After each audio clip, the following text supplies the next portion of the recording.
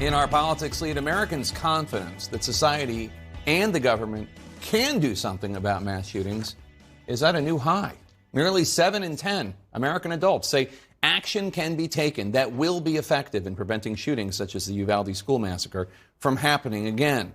Now, that same poll, which was taken after the Uvalde and Buffalo mass shootings, showing an increase in support for stricter gun control laws. A strong majority of Americans, 66%, say they favor stronger restrictions on gun ownership. That's up from 60% in 2019, and just below the high of 70%, which came after the 2018 Parkland school shooting. Let's bring in Congressman Krishnamorthi of Illinois, a Democrat who's on the Oversight and Intelligence Committees. Congressman, what's your reaction to these new numbers? Does this encourage you to try to push for even more legislation to address this issue? Beyond what passed and was signed into law a few weeks ago? Short answer is yes. And in fact, in our area, the Highland Park mass shooting on July 4th, made my constituents and others even more resolved to demand legislation that would kind of go one step further beyond what we did in the Safer Communities Act, which was a good step, but now address the issue of access to weapons of war. In that particular situation, a teenager essentially was able to purchase a Smith & Wesson M&P 15 assault weapon. M&P stands for military and police.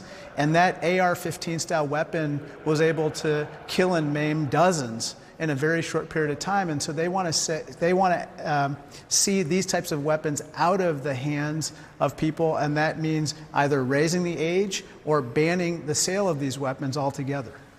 A majority of Americans, 60%, say they disapprove of how President Biden is handling gun policy. Why do you think that is, and are there any steps you would like to see the president take unilaterally? Well, I think that the president has taken some steps, and the Safer Communities Act is an excellent example of bipartisanship in the service of investing in mental health resources, making schools safer, incentivizing states to adopt red flag laws, and more. But more needs to be done now. So, for instance, I think that the FTC should absolutely go after these gun makers in the way that they market their weapons of war to teenagers and young adults. Oftentimes, just take Daniel Defense, for instance. Daniel Defense makes something called a DDM-4 assault weapon. And I pointed out at the last oversight hearing that they actually had a picture of a toddler carrying this AR-15 style weapon in his lap. And so my question is, why would a gun maker ever market a weapon of war in that way? And now I think it's time for the FTC to go after these gun makers for the way in which they place these weapons in video games, like Call of Duty. They use social media influencers to get teenagers to want to be like those celebrities. And I think that the FTC should go after them.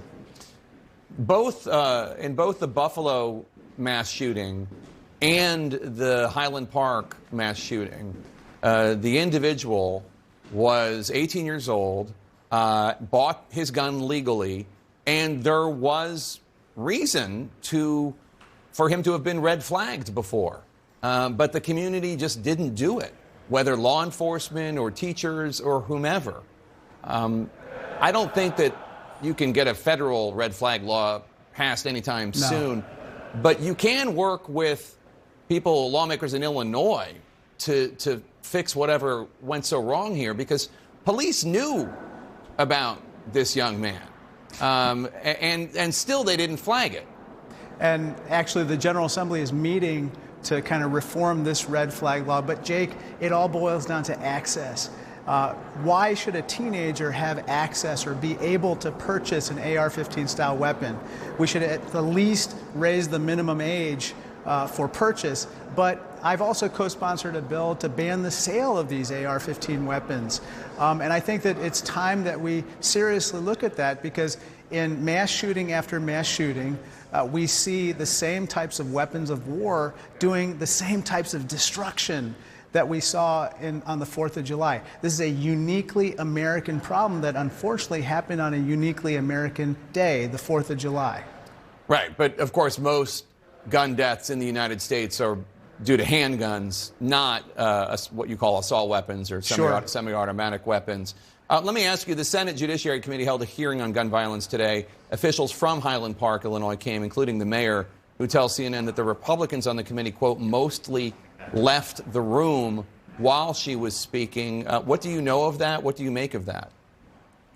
Well, unfortunately, there's kind of a see no evil, hear no evil, speak no evil type of approach by some of my colleagues on the other side. But these tales of horror that are unfolding because of these mass shootings, have real consequences. In the 4th of July shooting in Highland Park, we have a 2-year-old toddler, Aiden McCarthy, whose parents were both murdered by the shooter, now orphaned, and he's going to be raised by other relatives. Or we have the 8-year-old Cooper Roberts, who's paralyzed from the waist down because a bullet from the shooter severed his spinal cord. Yeah. And the list goes on and on. And so these mass shootings have profoundly real consequences for real families and real people, whether it's because of the AR-15 weapons or because of the handguns that you talked about. There, for instance, I have legislation called the Cool-Off Act, which would actually have a 3-day waiting period for the purchase of handguns. It's been shown to reduce homicides and suicides.